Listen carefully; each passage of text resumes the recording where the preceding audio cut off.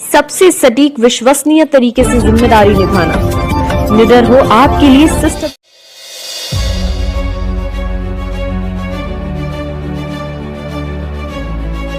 पिछले 113 सालों से निकल रहा है और आज़ादी के बाद से 78वां साल है कि इसको जमीयत उलमा शहर कानपुर इस जुलूस को निकाल रही है।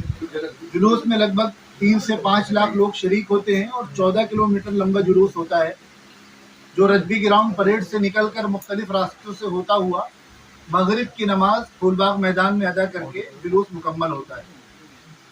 जुलूस की लंबाई इतनी ज़्यादा होती है कि पहला सिरा 6:30 बजे फूलबाग पहुंचेगा तो आखिरी सिरा उसका रात 10 बजे। जुलूस मोहम्मदी कानपुर के लिए जमीयत उलमा कानपुर ने गाइडलाइंस जारी कर दी है और वो गाइडलाइंस में कुछ जो है पॉइंट हैं उस पर हिदायत दी गई है कि ऐसा ना करें जिससे माहौल ख़राब हो।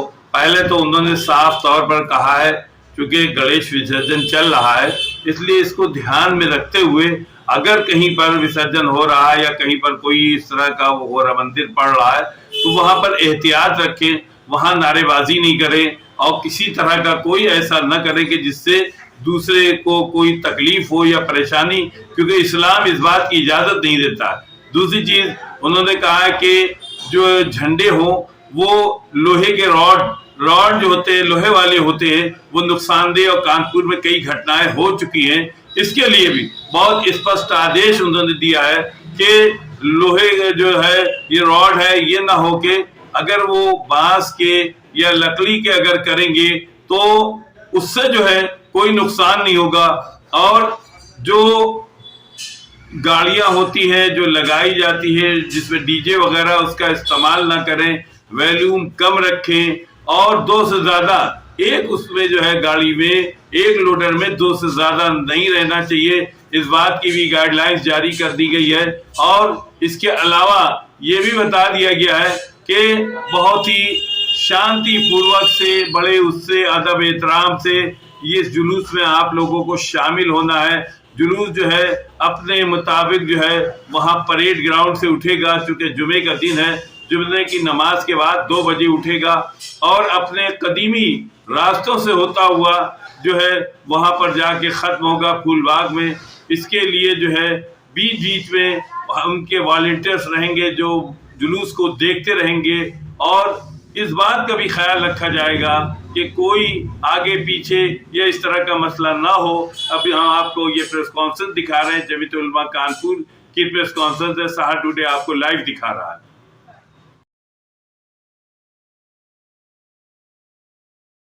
जमीयत उलमा बहुत पहले से, जब सुप्रीम कोर्ट की गाइडलाइन आई है उससे पहले से जमीयत उलमा का ये मानना है कि लाउड स्पीकर का इस्तेमाल जरूरत के हिसाब से होना चाहिए, चाहे वो धर्म स्थल पर हो या किसी और जगह पर हो।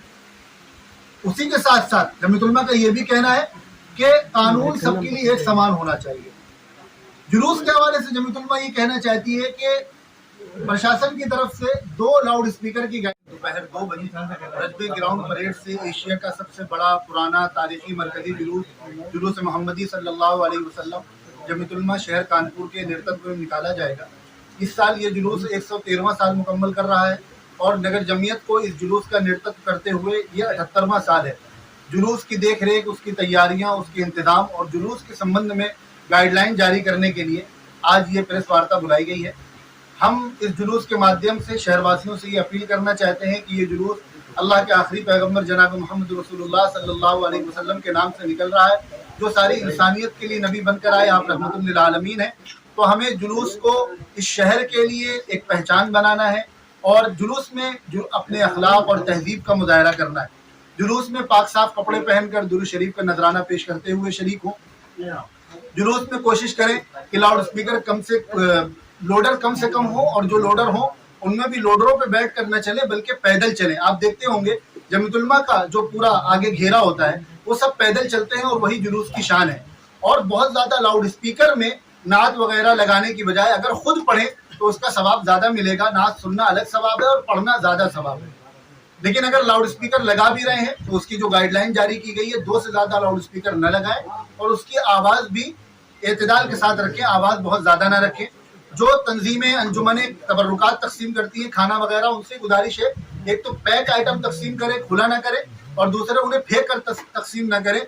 रिस्क का एहतराम करना ये हम सबकी जिम्मेदारी है।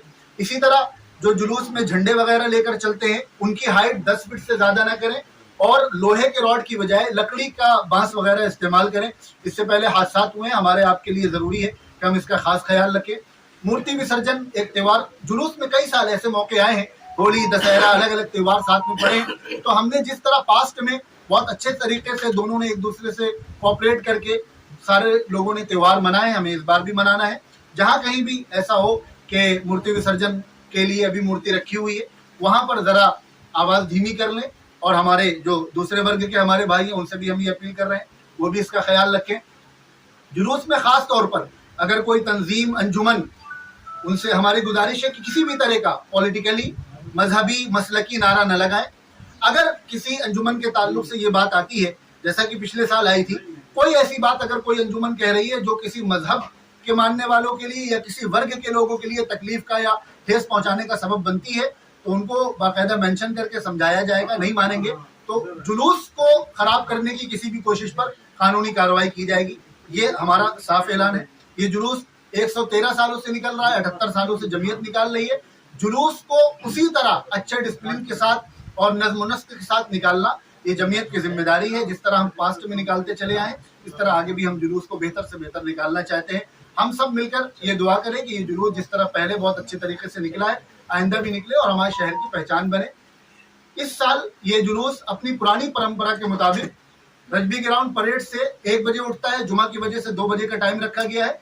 वहां से ये नवीन मार्केट चौराहे की तरफ जाएगा और वहां दुआ होगी, और दुआ के बाद वहां से ये जुलूस रवाना होगा। इस जुलूस की शुरुआत कब हुई थी, किन हालात में हुई? इस जुलूस की शुरुआत 1912 में अंग्रेज सरकार के दौरान रोड चौड़ीकरण का मामला सामने आया, तो उन्होंने रोड को चौड़ा करने के लिए जो कानपुर की एक हिस्टोरिकल मस्जिद है, मस्जिद मछली बाजार मिस्टन रोड, उसका कुछ हिस्सा उन्होंने शहीद कर दिया। उसके विरोध में कुछ हमारे देशवासी, मुसलमान और दूसरे लोग सामने आए। उन्होंने कहा कि हम इस मस्जिद को दोबारा बनाएंगे। तो जब वो लोग मस्जिद दोबारा बनाने लगे तो उन पर फायरिंग की गई, 300 से ज्यादा लोग उसमें शहीद हुए। तो अंग्रेज के इस जुल्म के खिलाफ सबसे पहले ये जुलूस निकाला गया है, और इत्तेफाक से उस दिन 12 रबीउल अव्वल का दिन था।